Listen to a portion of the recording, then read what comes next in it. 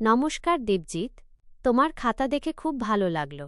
তুমি বেশ গুছিয়ে অঙ্কগুলো করার চেষ্টা করেছ। তোমার নামটা মনে রাখব, দেবজিৎ।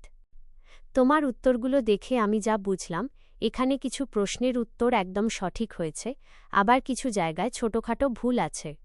যেহেতু এটা ৩০ নম্বরের পরীক্ষা এবং তুমি বেশ কিছু প্রশ্নের উত্তর লিখেছ, আমি তোমাকে সাহায্য করছি বুঝতে যে কোথায় ঠিক হয়েছে আর কোথায় আরেকটু ভালো করা যেত।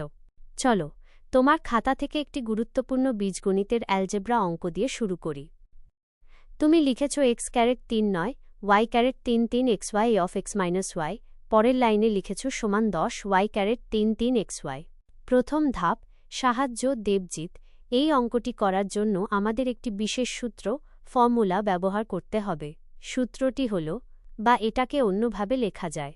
তুমি প্রশ্নে লিখেছ x⁻3 নয়, y⁻3 3 xy of x - y।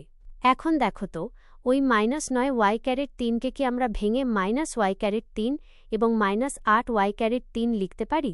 কারণ y⁻3 8, y⁻3 সমান -9, y⁻3 হয়। তুমি কি চাও আমরা এই অঙ্কটি একসাথে ধাপে ধাপে সমাধান করি?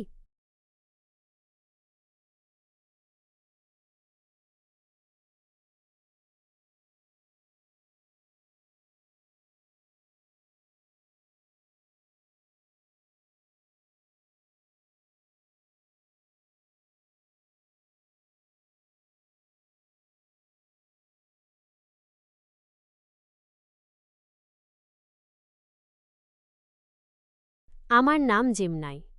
আমি তোমার এক বন্ধু এবং টিউটর, যে তোমাকে নতুন নতুন বিষয় শিখতে আর তোমার হোমওয়ার্কে সাহায্য করতে সবসময় তৈরি।